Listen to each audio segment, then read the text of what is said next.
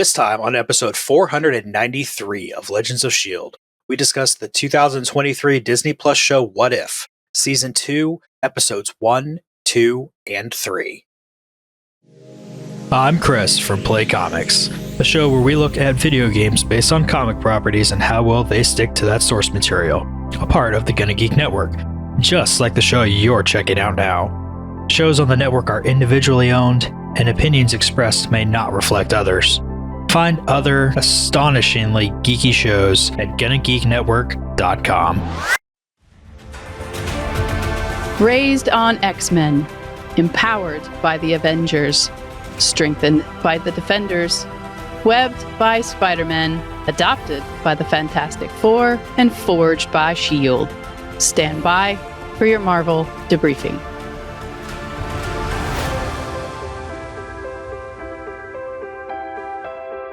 Now it's time for your Marvel debriefing. I'm Agent Michelle. I'm Agent Chris. And I'm producer of the show, Director SP. Welcome to the Legends of S.H.I.E.L.D. This show is recorded on Saturday, January 6, 2024. Happy New Year. Live from the Legends of S.H.I.E.L.D. studios and broadcast multiverse-wide. Come and join our live chat as we record. If you didn't already catch on to it, we like talking about Marvel. In this case, we like talking specifically about What If Season 2, as Chris just said a little bit ago. And how did you guys watch it? It came out over 9 days, December 22nd through the 30th of 2023. Michelle, how'd you pick it up? Daily. Chris? We binged it, but chunked it out, binged it. So it's like we didn't watch the first couple days just because life was crazy over here. And then we would watch everything that was available and then kind of repeated that cycle the whole time. All right. I was officially tested positive for COVID on the 20th of December. So by the time I got to Friday, I was really jonesing for something to watch on TV. And that was the 22nd. And this popped in. So I can't say I watched it daily because there were some days that I just kind of slept through the whole day. But I did try to catch it daily. And especially with the third episode that we're going to talk about today, I'm glad I watched it on the day it came out. It made it more special. We'll get to that in a second. Michelle, what exactly happened with these 3 episodes? Nebula joined the Nova Corps. Premiered December 22nd, 2023. Nebula sets out to prove her detective chops when she's recruited to join the Nova Corps. Peter Quill attacked Earth's mightiest heroes. Premiered December 23rd, 2023. When Ego and a young Peter Quill attacked Earth in 1988, Howard Stark and Peggy Carter form a team. Happy Hogan Saved Christmas. Premiered December 24th, 2023. Happy Hogan sets out to prove his hero chops when Justin Hammer laid siege to the Avengers Tower during the annual holiday party. Chris, what were your overall thoughts with these 3 episodes? This was a banger of a start. By the time we watched this one, we could watch all 3 of these episodes together, and I had kind of seen people toying around online with, here's this episode is this movie, and this episode is this other movie, which, it's internet theories, whatever. But just looking at it with that already in my mind, these were some really fun episodes to watch. I enjoyed every single pop culture reference. I think AC Bradley and the entire team just brought it home hard with all 9 episodes.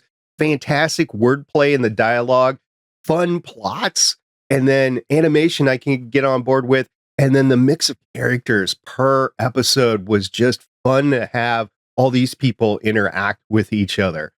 We're going to start talking about the first episode, the what if moment in the Nebula episode. Nebula joined the Nova Corps. Ronan betrayed Thanos. And that's what led to this entire series of events that gave us what, Michelle? Blade Runner.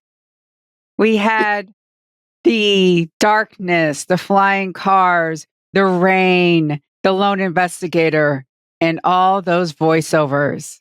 It's amazing. I loved it. And we had some funny business right off the rip here with Nova coming out, looking at everything, and the other Nova Corps members saying, oh yeah, let's, clean this up, hurry up, we should be done real quick. And everything just instantly smelled like week old fish. I thought it was great to hear Jude Law's voice again as young Rogue, and then Michael Rooker. I'm Mary Poppins. It was great to actually hear them. They were the actors that did the voice of their characters. Not everybody got voiced by their on-screen character, but in this entire series, the season, but those two did their voiceovers, and it was just fun to hear them. And Chris, there was fun characters that were brought in too. You had members of the Guardians of the Galaxy just hanging out in the casino there. You had Howard the Duck and you had Korg, and those two especially just brought a ton of fun to this entire episode. Michelle, the key indicator here is Nova Corps had Nebula as a corpsman, and she had to figure out everything. There was a moment that she figured it out. She made some plans, and then at the end, she followed through with that, right? Exactly. When you hear your boss say something that's off the main path, you get suspicious. And then at the end, you form your own version of Guardians of the Galaxy and you kick in the door and you take over, kick butt, and there you go.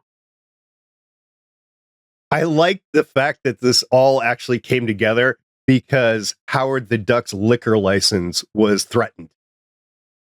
Sometimes it doesn't matter why you do the right thing as long as the right thing gets done. Hey, the booze has got to flow. And they look cool while they did it. They did. The one qualm I had with this episode is Ronan actually was embargoing or had the whatever you call it when you have COVID brain is fun, by the way, when you have a bunch of ships around a planet for 5 years. Is that realistic? I am not down on my space-based warfare, so I don't know how long a siege could work like that. I mean, it works on land here on Earth. Siege, that it is. Okay. Well, I'm sure he called out to, the space version of DoorDash and had stuff delivered. Jeff Bezos is working hard out there in space, right? Well, I think that's it for this episode. We're going to move on to the next episode. Before you do that, I do want to briefly mention there was a prison riot, but we'll come back to that later. Indeed. All right, we're going to move on to the next episode that was out there on the 23rd of December. Peter Quill attacked Earth's mightiest heroes. This was a fun one. I think with the first two, and especially the third episode, I really, they hit it hard and they brought it home. So as far as the plot goes, but in Peter Quill, the what if moment was Yondu turning Peter over to Ego. Remember, in our universe, Yondu kept Peter from Ego, and that allowed everything. But for this one, Yondu actually turns Peter over, and it causes everything.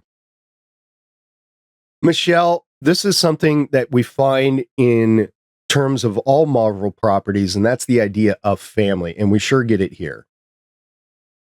Yeah, this one really focuses on loss, how you handle loss, how you can just find a connection. And in this case, it's through music. And of course, Peter is going to respond to someone who has a Walkman and is singing along to a rock song. Yeah, he didn't have one, so Hope came by and she made it so that he felt some sort of connection with the planet and things that were cool. But he did know who Van Halen was, though, right? Of course he did. Was that before he left? Well, it's 1988 when he came. So, yeah. Okay, because he didn't have his cassette player. Ego took it from him and got rid of it and made it something else cool. So I'm just wondering where his connection to Van Halen. Apparently, Van Halen intrigued him so much that he kept and retained that knowledge all those years that he was with Ego. I don't know when they started off the top of my head, but I'm pretty sure they released an album in 1984. Yes, they did. So that makes sense that he would know who Van Halen is, because right off that first album, they were Van Halen trademark. So with Chris, there's a lot of fighting in this episode.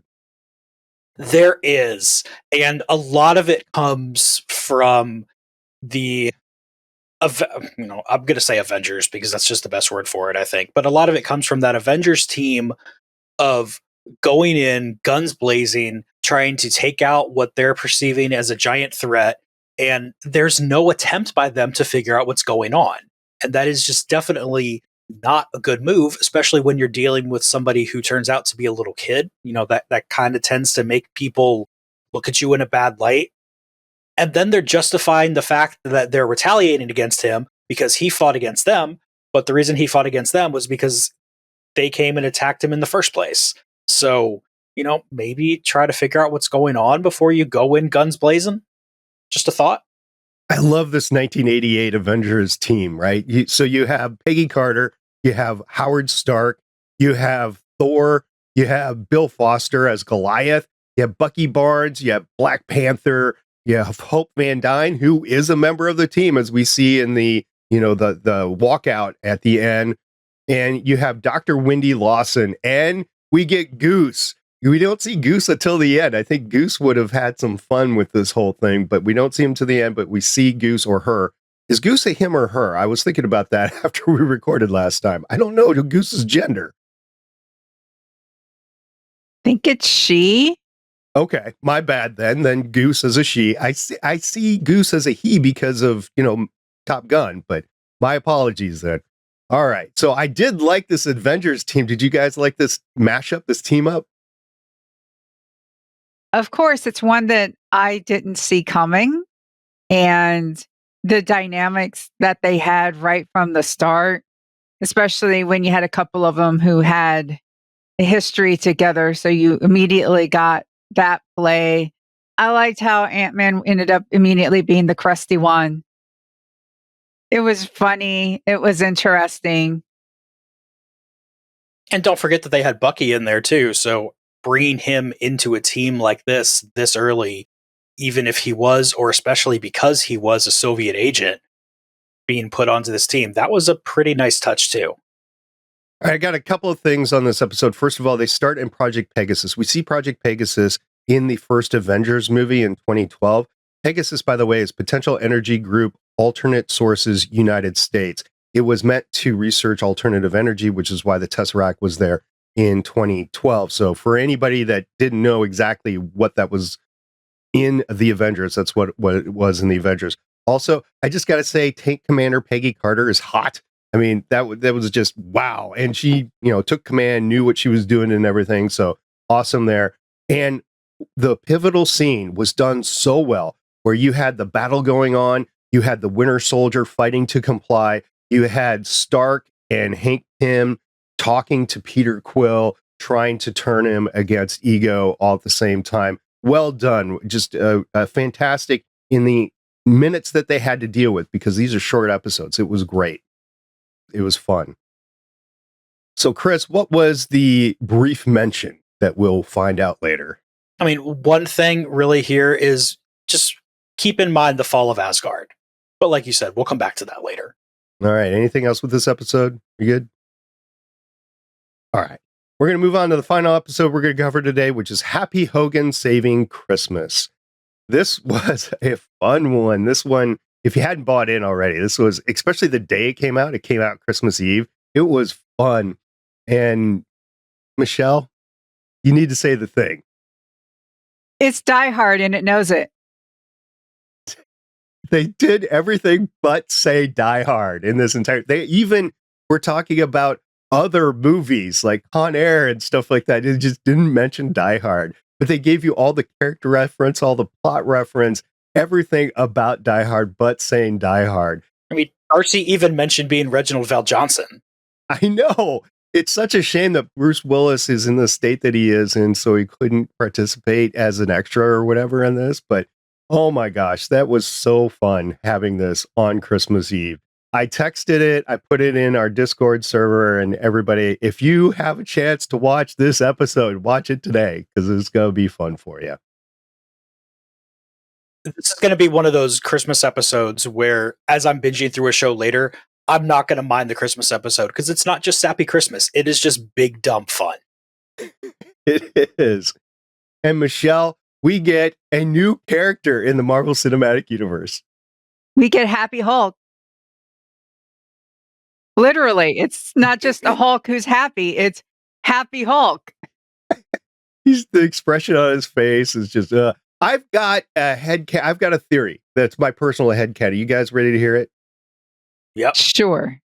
Stark knew Happy Hogan would eventually find the syringe. So when it auto plunged, remember the syringe flew through the air and went into his leg? When it auto plunged, I think it was specifically designed to do this by Stark because he always knew Happy was going to find it, or it was genetically keyed to being in Happy and then plunged it down. So this universe is Tony Stark always wanted Happy Hogan to be a Hulk.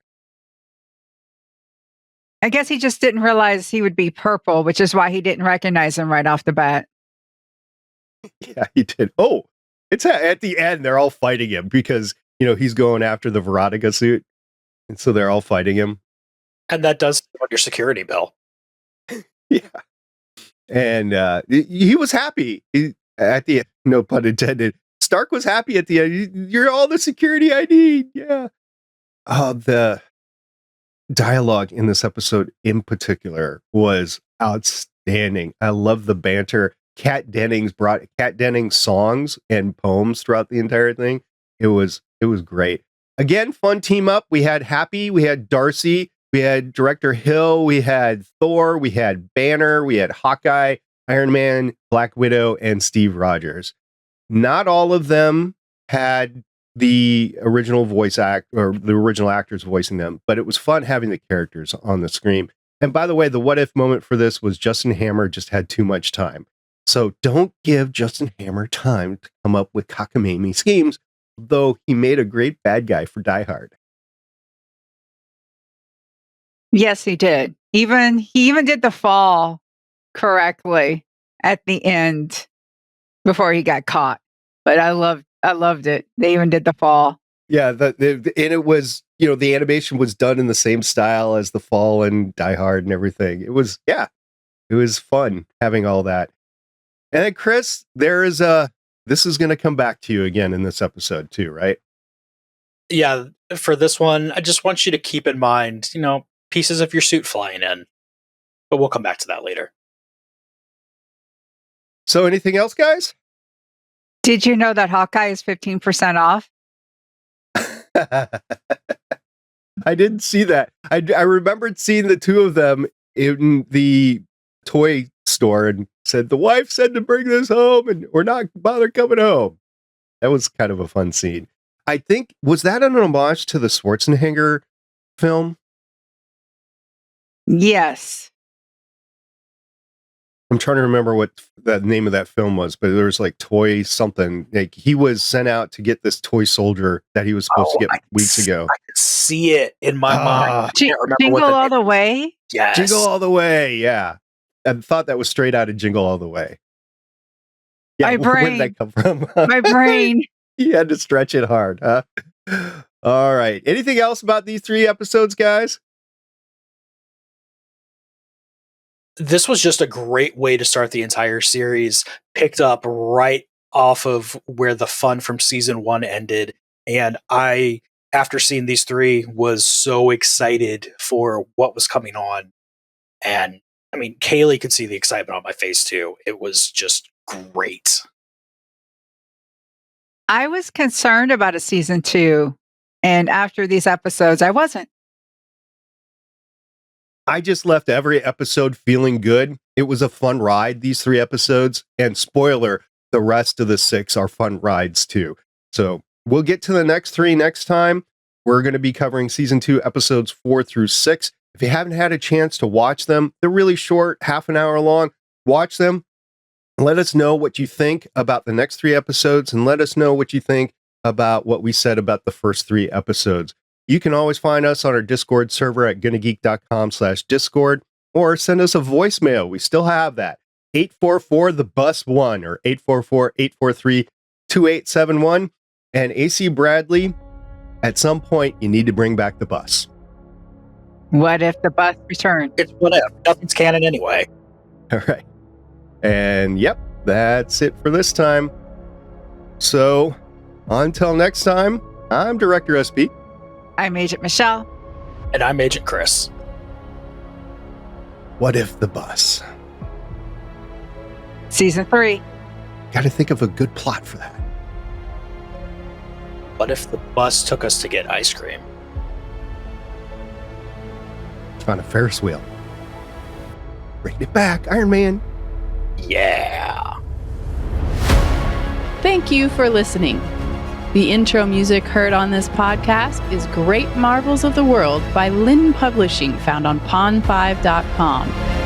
The outro music heard on this podcast is Cinematic Trailer by Ed Records, found on audiojungle.net. Other transitional music on this podcast is found on incompetech.com, audiojungle.net, and pond5.com. For more information about this podcast, please visit legendsofshield.com. Excelsior!